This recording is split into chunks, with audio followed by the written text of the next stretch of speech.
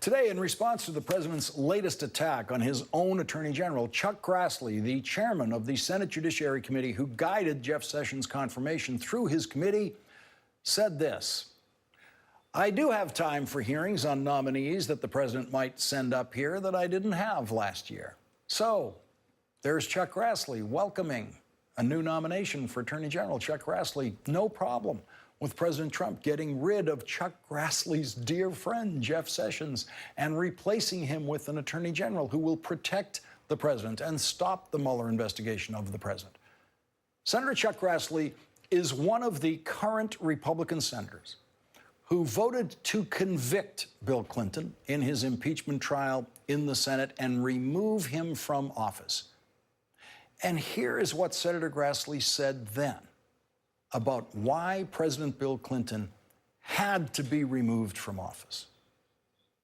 I was brought up in an era, and I hope we still have that era today, that presidents tell the truth. George Washington didn't lie. Whether that's true or not, I don't know, but that's the way I was led up to believe, that public officials ought to set a standard, a very high standard, and telling the truth obviously is the easiest thing a public official can do. Because if you tell the truth, you never have to worry about what you told somebody else. Joining our discussion now, Dan Rather, former anchor of CBS Evening News and the current president of News and Guts and host of AXS TV's The Big Interview. Dan, what happened in the last 19 years to Chuck Grassley? Interesting question. You could say the same about Lindsey Graham. Mm-hmm. Lindsey Graham, during the time President Clinton was being impeached, said the American presidency has to be about honor and integrity. Honor and integrity. I ask any reasonable person to consider whether what we're seeing and hearing out of the White House now, and have been hearing and seeing for quite some time, meets the standard of honor and integrity. And there's Chuck Grassley citing the idea that George Washington never told a lie, and therefore there's the standard that presidents have to live by. There's not a single senator now in the Senate who voted for the removal of Bill Clinton from office who has said one thing this week objecting to anything they learned about Donald Trump in federal court on Tuesday when Michael Cohen pled guilty.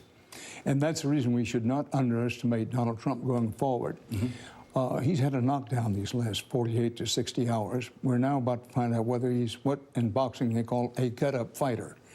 But while it may be unpleasant for some people, I ask to be reminded that some 89% of people who call themselves Republican still stand behind Donald Trump.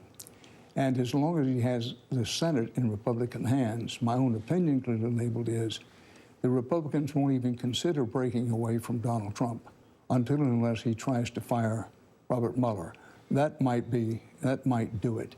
But all this talk about impeachment, Lawrence, which is inevitable given what's been going on, I think it is very clear, as long as the Republicans have control of the Senate, and as long as in effect they have control of the Supreme Court, it's going to be very, very difficult to get impeachment. Now, a lot is going on with Mueller we don't know about, and down the road things could change dramatically. But it's a little premature to bury the Trump presidency. We've all made mistakes of underestimating him in the past. I don't intend to make that mistake again. The thing we don't know is what the state of the evidence is going to be next month, or even next week. Or even tomorrow. We have evidence this week that we did not know about last week. A lot. And we don't know where it's going to come from. We knew eventually we were going to get something from Michael Cohen, but even in the Michael Cohen pleadings that the prosecutors put into court, it identified other unnamed members of the Trump campaign who participated in those crimes. And so we don't know just how many smoking guns the Republicans might have to be juggling next year. Or even next week, the way things are going. But here's where we are, I think, that what the country needs is it will only take a few Republican senators who are prepared to draw profiles and courage to break away from this see no evil, hear no evil, I don't want to talk about it kind of thing, and speak up. as Senator Barry Goldwater and Senator Howard Baker, among others, did with Richard Nixon. As you know, they finally came to him and said, we're going to vote, we Republicans are going to vote you out of office if you don't resign.